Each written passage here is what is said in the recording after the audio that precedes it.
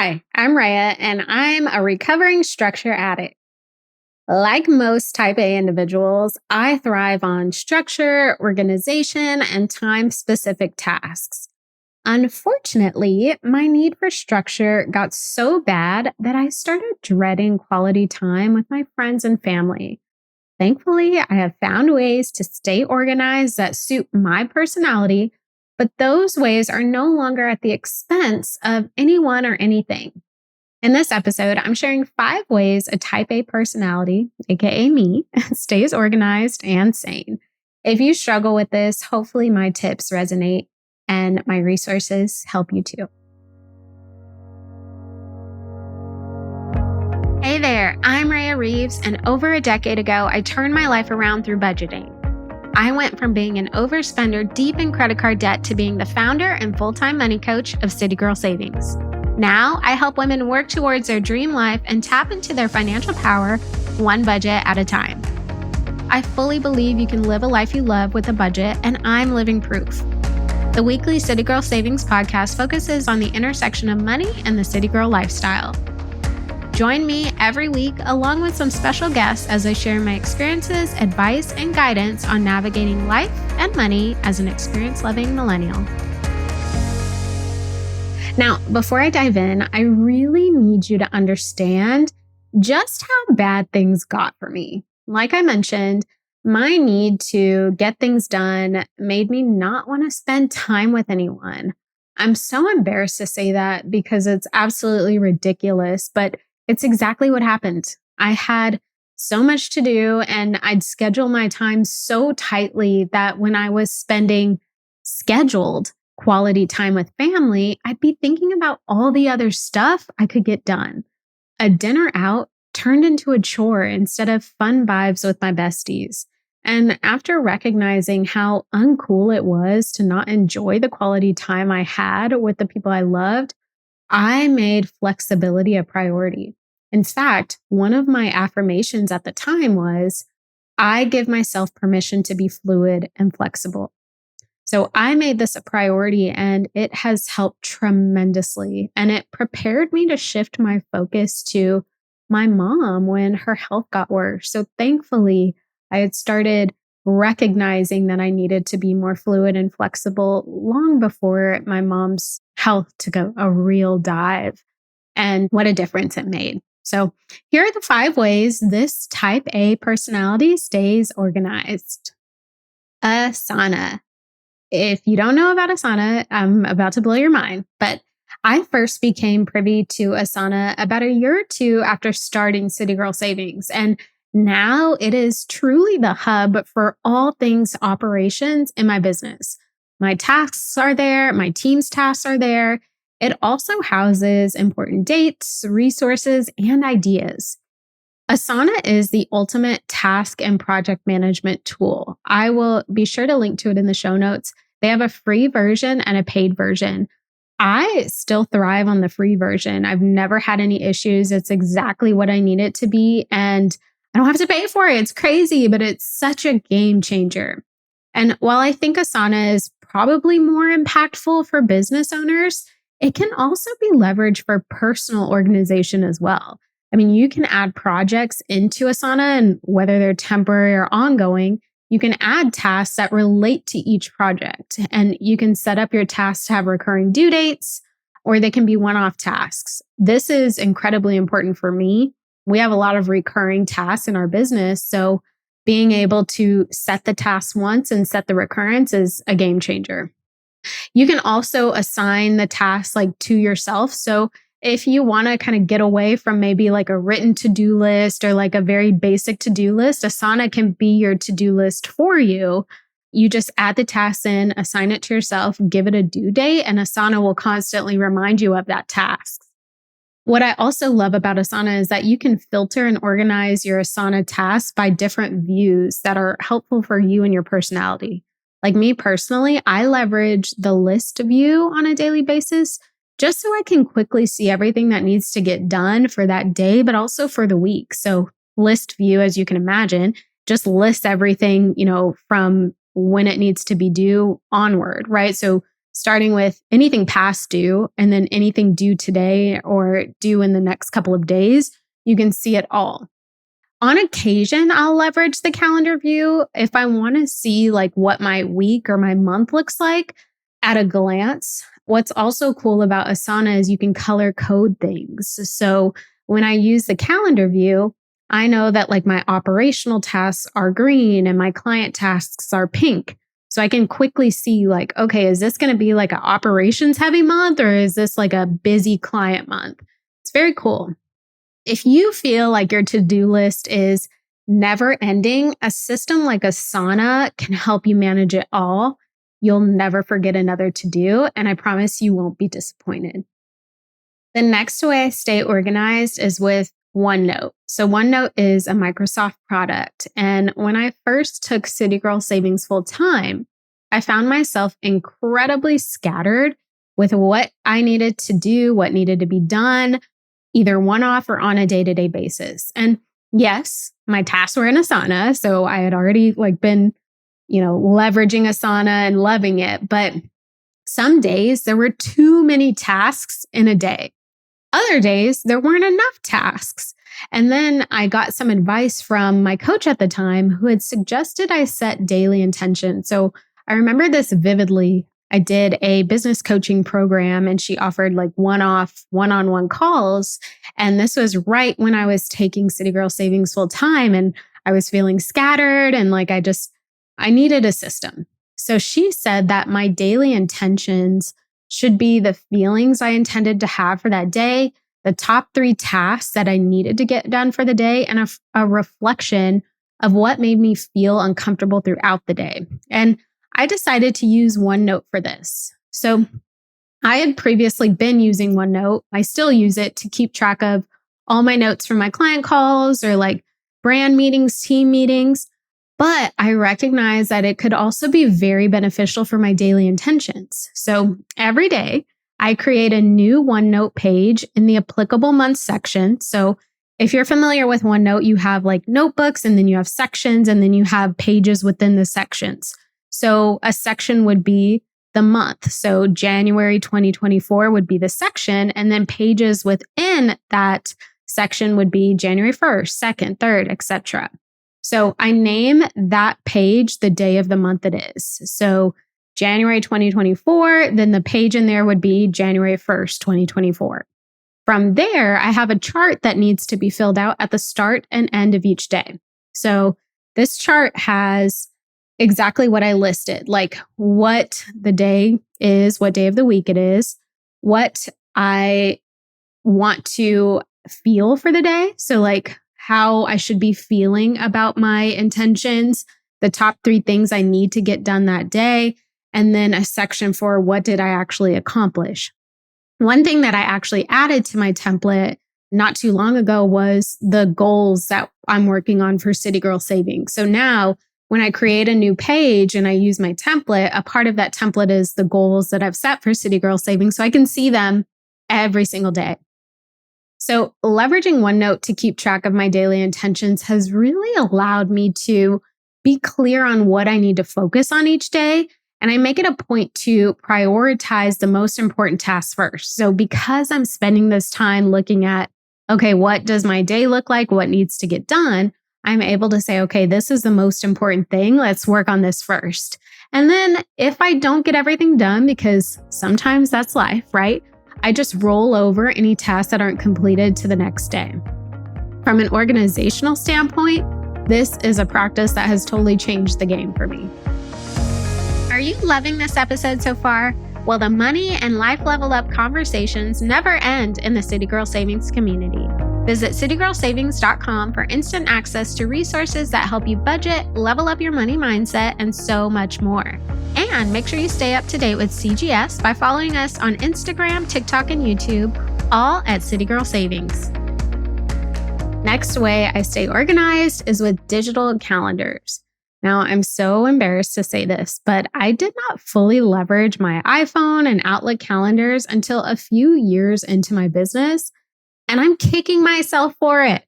Now, anytime I have an appointment set, whether it's personal or business, I immediately add it to my calendars. And remember when I said I was like a recovering structure addict? Well, failing to properly use my calendars led to so much extra stress. For example, I would text past clients and schedule one-off calls via text message, but if I didn't take the time to add that call to my calendar, then I'd forget about it and I'd end up double booking myself. And then I would have to reschedule and just maneuver things. And it was so much self-inflicted anxiety that I could have avoided for myself. Thankfully, that's a thing of the past. Now, no matter what, I always make sure my digital calendars are always up to date. It's totally second nature to me now. One thing I do also leverage is Acuity. So, Acuity is an appointment scheduler, if you will. So, when people want to get on my calendar, I send them my Acuity link and they can select a day and time that's available for me to take calls. So, you may remember in one of the previous episodes, one thing that I am working on as far as a next level habit is getting a calendar system in place that allows me to have calls 2 to 3 days a week and then work on the business 2 to 3 days a week. And having Acuity really helps me have a schedule that people can abide by that's my own, right? So I can say I'm not available Tuesdays or Thursdays for calls, and people don't even have the option to select that time to speak with me. So it's definitely been helpful. There's still some work I need to do. I'm a little too flexible with my calendar, and it usually bites me in the butt. So there's work to be done here, but digital calendars have totally changed the game. Next thing that has helped me stay organized is batching. And if you haven't heard of batching, I'm truly going to blow your mind. Batching is the process of scheduling similar tasks to be completed in one sitting. This means that like your dedicated hours or days are spent completing the same tasks just for months in advance. So a perfect example of this is writing blog articles for City Girl Savings. So personally, I batch my City Girl Savings blog articles. That means that 1 week every quarter is dedicating to writing articles for the next quarter.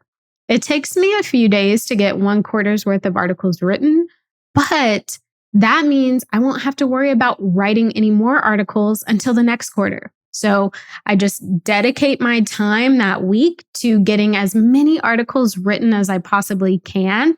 And then I don't have to worry about it for a couple months. And then I do it again and again and again. I also do this with podcast episodes. So I batch record episodes 1 month at a time. So January podcast episodes, I record them all in one sitting. And that means that, I don't have to record podcast episodes every single week. I can batch them all in one sitting, and then I don't have to worry about it for a month. Now, batching is helpful for a few reasons. First, it allows you to get things done in advance. This can be really beneficial, especially if you have like a trip coming up or like a busy season and you just want to be ahead and not have to worry about getting certain things done during that time. Another way it's helpful is it keeps you focused on one task at a time.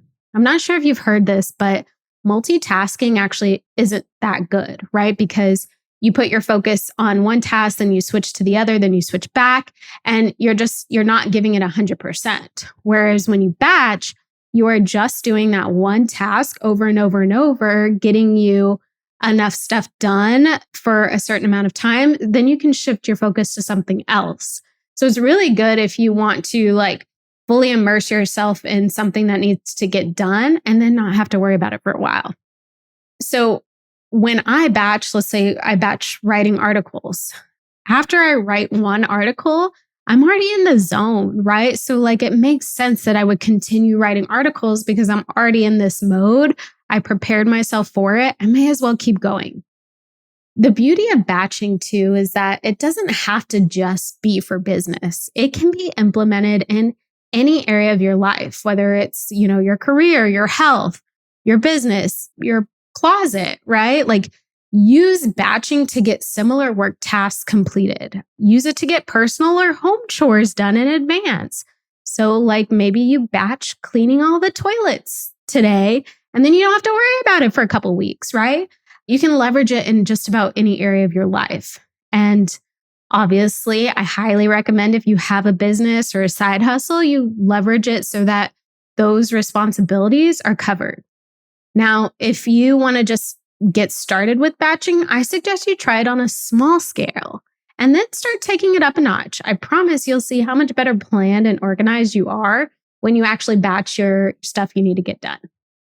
And the final way this type A personality stays organized, checking out. So checking out mentally helps me stay organized. And hear me out, because you're probably like, what? But having that mental reset is such an important part of the grind. There was a point in my life where I could only check out when I would literally take trips. So when I would leave Austin to go on vacation, that was the only time I could check out. I couldn't check out at home. I couldn't check out over the weekends. I'd want to work on my business. I'd be thinking about my business. This was especially hard for me when I was working full-time in corporate while trying to build City Girl Savings. I would take corporate calls during the day and City Girl Savings calls at night. I would work on the weekends to get my business stuff caught up. I would schedule City Girl Savings calls during work hours. It was just a mess. And I had no time to check out on a regular basis. And unfortunately, it led to burnout. Now, I don't regret it. And here's why. Because although it was stressful and although I was burning myself out, it really helped me get to where I wanted to be faster. But I don't recommend doing it for long periods of time, and I don't recommend this being the norm. Now, I make sure that I check out on a regular basis. One thing that has helped is having the City Girl Savings office space. So when I worked from home, it was very hard for me to separate work and personal, right? Because I work in my personal space. So I just open the door and think about laundry, think about the dogs. What am I going to eat? Right. So it was very hard for me to kind of separate the two, even though I did it for years. But now that I have the City Girl Savings office space, if I really need to focus on work, I go to the office and get work done. And then when I go home, I check out. But like I said, I don't regret that period of, grind and not checking out, because it did help me get where I want to go. But now I try not to plan anything on the weekend. So unless it's like a big project or a launch, I usually use the weekend to just decompress and, enjoy time with friends and family. Sometimes I also try to be fluid with my schedule. If I get an unexpected call to go have coffee, I don't want to have to worry about it impacting something else. So I'm just really doing a better job of saying yes to things that are not work related so that I can kind of take a break mentally from work. It's definitely made a huge difference. And I really think that checking out gives your mind the break it needs to come back feeling rested, recharged, and ready to go. Almost like we end our week on Friday, relax Saturday and Sunday, and Monday it's like, okay, I can do this. Let's get to work. Keep yourself sane and organized by taking the mental breaks you need. Trust me, you will thank me later. Learning how to check out more regularly and not having to use a vacation to do it has really helped me stay organized, stay motivated. So let me just say that if a type A personality like myself can stay organized while keeping her spirits up, so can you. So hopefully this list of tricks and resources that help me can do wonders for you too. Good luck. You got this. And if you have any type A personality tips, tricks, resources that help you, make sure you leave a review or drop me a comment on Instagram or in the Facebook group and share them with me, because I'm always looking for ways to stay on top of the stuff I need to do. So thanks so much. Thank you so much for letting me be the money coach in your ear today. I hope you enjoyed this episode of the City Girl Savings Podcast and you feel empowered and motivated to take the next step in the journey to your dream life. Remember, if someone like me, a millennial who loves to travel, new experiences, and iced coffees can live a life they love on a budget, you can too.